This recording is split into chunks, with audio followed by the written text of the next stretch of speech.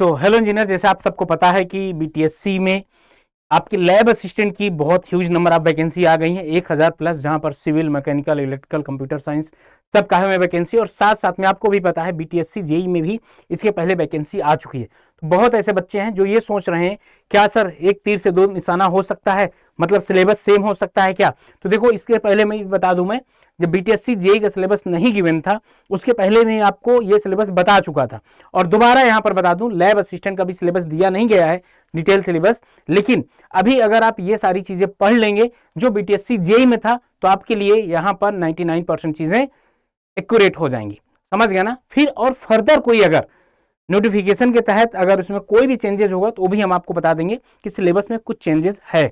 तो स्टार्टिंग से लेकर लास्ट तक बने रहिएगा। सभी लोग एक साथ कैसे तैयारी कर सकते हैं, बहुत इंपॉर्टेंट सेशन है। सबसे पहले बता दूं, यहां पर दोनों में डिप्लोमा ही मांगा है, दोनों में डिप्लोमा ही मांगा है।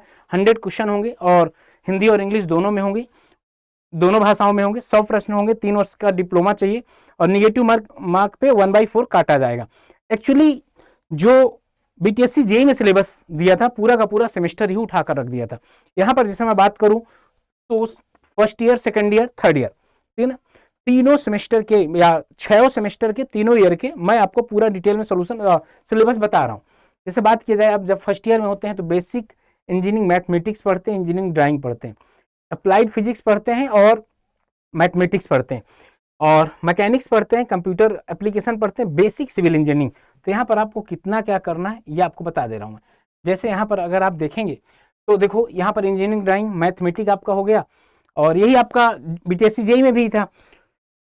सिविल इंजीनियरिंग तो आपको बेसिक पढ़ने की जरूरत नहीं है, जो आप सिलेबस पढ़ रहे हो बेसिक के अंतर्गत ही आ जाएगा, वहां से बेसिक आपका तैयार हो जाएगा। ठीक, आगे अगर बात किया जाए मैकेनिक्स, ये आपको अलग से पढ़ाया जाएगा, और ड्राइंग आपको पढ़ाया जाएगा, फिजिक्स भी पढ़ाया जाएगा। मैथमेटिक्स जो है ना, ये नॉर्मल मैथ है, आप लोग कर सकते हैं।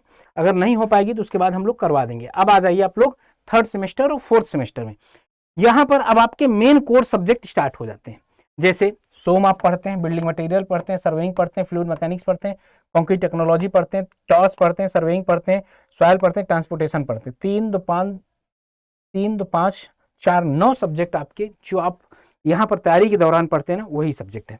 अभी तक आपको केवल यहाँ से एक चीज लगा होगा कि जो एक्स्ट्रा आपको एफर्ट डालना है वो है मैथ में, एक मैथ में हो गया बस, केवल मैथ में हो गया बस। ओके, और इंजीनियरिंग ड्राइंग में भी, इंजीनियरिंग ड्राइंग बहुत ज़्यादा नहीं होगा, मैं बता दूं, अगर आप थोड़ा बहुत भी मेहनत कर लेंगे ना तो इंजीनियरिंग ड्राइंग आपका हो जाएगा। 4-5 क्वेश्चन, जैसे हार्ड पेंसिल का नाम बता दीजिए, एचबी पेंसिल कौन सी होती है, ठीक है ना, जो बॉक्स बनता है, या पेपर कितने प्रकार का होता है उसकी डायमेंशन बता दीजिए, ये सब कुछ रहेगा आपके। ये सेकंड ईयर का हो गया। थर्ड ईयर में अगर चला जाए, थर्ड ईयर में अगर देखें तो 5th सेमेस्टर और 6th सेमेस्टर। 5th सेमेस्टर में आपका एक चीज होगा इन्वायरमेंटल इंजीनियरिंग, ये भी आप पढ़ते हैं, हाइड्रोलॉजी भी पढ़ते हैं, इरिगेशन भी पढ़ते हैं, एस्टिमेशन भी पढ़ते हैं, कंस्ट्रक्शन मैनेजमेंट भी पढ़ते हैं, सारे सब्जेक्ट यहाँ पर आप पढ़ते हैं। तो आपको ये पता चला कि आपके पास केवल 2 या 3 सब्जेक्ट है जो आपको एक्स्ट्रा एफर्ट डालना है, बाकी सब कुछ है ही रहेगा।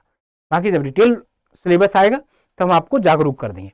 तो इसी तरीके से मतलब आप कर सकते हैं। आप जैसे सिविल से हैं तो सिविल वाला, मैकेनिकल से जो बच्चे हैं ना, आप एक काम करिएगा कि मैकेनिकल वाले क्वेश्चन सिलेबस उठा लीजिएगा, जो आपके बीटीएससी में हो ना वो वाला सिलेबस उठा लीजिएगा। वैसे इलेक्ट्रिकल और कंप्यूटर साइंस, यहाँ पर आप जानते हैं कि ये फर्स्ट रैंक एसएससी जेईई 2024 के अंदर है, और मैं उम्मीद करता हूँ कि आप लोग भी बहुत अच्छे तरीके से पढ़ाई करें और सिलेक्शन लें इस बार। जैसे इसका क्या एक बेसिक सबसे बड़ी बात ये होती है कि मतलब पीवाईक्यू आपको करने चाहिए। बच्चों का एक डाउट आएगा, सर इसका पीवाईक्यू तो कभी हुआ नहीं, तो मैं बता दूं, आप एक काम कर सकते हैं, यूपीटीपीएससी कर सकते हैं पीवाईक्यू, एसएससी का पीवाईक्यू कर सकते हैं, इतना 2 काम कर सकते हैं। देखो, लैब असिस्टेंट बार बार कहता हूं कि जेई के इक्विवेलेंट है ये, पहली बात। दूसरी बात, यहाँ पर आपको पढ़ने का समय बहुत बढ़िया मिलेगा, टेंशन आपके दिमाग से हट जाएगा, सैलरी आपके जेई के बराबर होगी, और 2-3 घंटे काम करना, बाकी समय वहां पढ़ने में यूटिलाइज करेंगे ना तो बहुत अच्छा हो जाएगा। सबसे पहले आप पीवाईक्यू कहाँ से करिए, या एसएससी का कोई भी एक उठा लीजिए। इससे आपको ना एक चीज जरूर पता चलेगी, इससे एक चीज आपको जरूर पता चलेगा कि क्वेश्चन आपके कौन से रिपीट हो रहे हैं, क्वेश्चन आपके कौन से रिपीट हो रहे हैं, और वेटेज का ट्रेंड इस समय पे क्या चल रहा है। जैसे इस बार आपने देखा होगा आरसीसी में स्टील का परसेंटेज बढ़ा दिया, तो इस तरीके से सारा कुछ आपको एक बार गवर्न करना है यहाँ पर, ठीक ना। एक्सपेक्टेड डिफिकल्टीज क्या है, एरिया किसमें आप डी फोकस कर रहे हैं या फोकस करना है, और टेस्ट सीरीज सबसे लास्ट में आप लगाइएगा, क्योंकि टेस्ट सीरीज से आपको ये 4 चीजें पता चलती है, मिस्टेक कहाँ पर हो रहे हैं, कॉन्सेप्ट या कैलकुलेशन एरर कहाँ पर हो रही है, गेस करने की प्रवृत्ति आपकी कितनी अच्छी है, कि आप पैनिक हो जा रहे हैं क्या। लेकिन अब अगर आप ये सोच रहे होंगे कि सर इन सब की तैयारी कहाँ से करें, तो मैं बता दूं जो BTSC है, ये आगाज 1.0 जो आगाज 1.0 है ना, BTSC लेबोरेटरी असिस्टेंट का जो बैच है सिविल इंजीनियरिंग का, ये आपका 24 अप्रैल से स्टार्ट हो रहा है। कब से? 24 अप्रैल से स्टार्ट हो रहा है। और यहाँ पर बात किया जाए BTSC कंप्यूटर साइंस, जो कि आपको इंडिया में कहीं भी आप इसकी क्लासेस नहीं देखेंगे, लेकिन यहाँ पर आपको मिलेगी, ठीक है ना। मयंक गर्ग सर आपको पढ़ाएंगे, 21 अप्रैल से आपकी चालू होगी। और यहाँ पर BTSC जैसे आपको इलेक्ट्रॉनिक्स एंड इलेक्ट्रॉनिक्स कम्युनिकेशन भी आपका 23 अप्रैल से स्टार्ट हो रहा है। ओके, तो बहुत अच्छे तरीके से आप लोग तैयारी करिए और इस बार सिलेक्शन श्योर करिए अपना। और अगर आप वहाँ पर एक इनरोल करना चाहते हो, चाहे सिविल हो, मैकेनिकल हो, इलेक्ट्रिकल हो, इलेक्ट्रॉनिक्स हो, तो आप जाकर इनरोल कर सकते हैं। मैक्सिमम डिस्काउंट के लिए Y579 अगर कूपन कोड यूज करेंगे तो मैक्सिमम आपको डिस्काउंट मिल जाएगा, प्लस वैलिडिटी भी आपको ट्रिपल वैलिडिटी भी मिल जाएगी आपको। मैं दिखा देता हूँ आपको, और ऐप को इंस्टॉल कर लेना आप लोग। और एक चीज़, हाँ, और एक चीज़ ध्यान देने वाली बात है, पढ़ाई आप लोग अच्छे तरीके से करिए, क्योंकि इसका एग्जाम कभी भी हो सकता है। इसमें वो वाला जेई वाला लफड़ा नहीं होगा। और जितने डिप्लोमा होल्डर हैं, मुझे ऐसा लगता है सारे बच्चों को यहाँ पर फॉर्म फिल करना चाहिए। तो जेई वाले में जैसे कि सबसे पहले ये सिविल इंजीनियरिंग का देख लेते हैं। ये सिविल इंजीनियरिंग वहाँ पाएगा, Y579 कूपन कोड लगा के बता देता हूँ आपको। Y579 जैसे आप इसको अप्लाई करोगे ना, कितने का पड़ जाएगा? 2398 रुपये का। ये देखो कोड अप्लाई होना चाहिए। और मैं आपको बैच में डायरेक्टली लेकर चलता हूँ। ये बैच कहाँ पर है? ये BTSC कहीं दिख रहा है? ये BTSC के अंदर ही है, BTSC के अंदर ही है। ये लैब असिस्टेंट वाला, ठीक, लैब असिस्टेंट वाला है आपका। और इसके बाद अगर देखा जाए यहाँ पर, तो कंप्यूटर का जेई वाले में गए, ये कंप्यूटर साइंस जैसे आप क्लिक किए ना, कंप्यूटर में आपको थोड़ा सा ये BTSC जेई के नाम से होगा, ठीक है ना। ये BTSC जेई, ये आप थोड़ा सा इसको सही कर लीजिएगा। ये बैच कितने का है? ये बैच आप लोगों के लिए बहुत ही अफोर्डेबल बनाया गया है। Y579 जैसे कंप्यूटर वालों के लिए बहुत बड़ी दिक्कत होती है भाई, सरकारी में चांस ही नहीं होता, यहाँ पर बहुत अच्छा चांस है। 1400 रुपये का बैच है, जाओ इनरोल करो और मयंक के साथ एकदम पढ़ाई करो।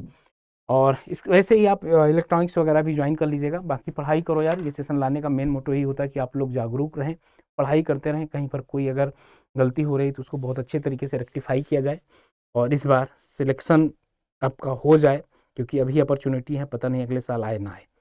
तो हम अभी इसको 100% एफिशिएंसी देते हैं। बाकी और भी कोई डाउट है तो कमेंट करके बता दीजिएगा, ज़रूर आपको जवाब मिलेगा। इसी के साथ मिलते हैं फिर, आप तब तक पढ़ाई करते रहें, और भी अगर कोई डाउट है तो ज़रूर बताइएगा। Okay, bye bye, thank you.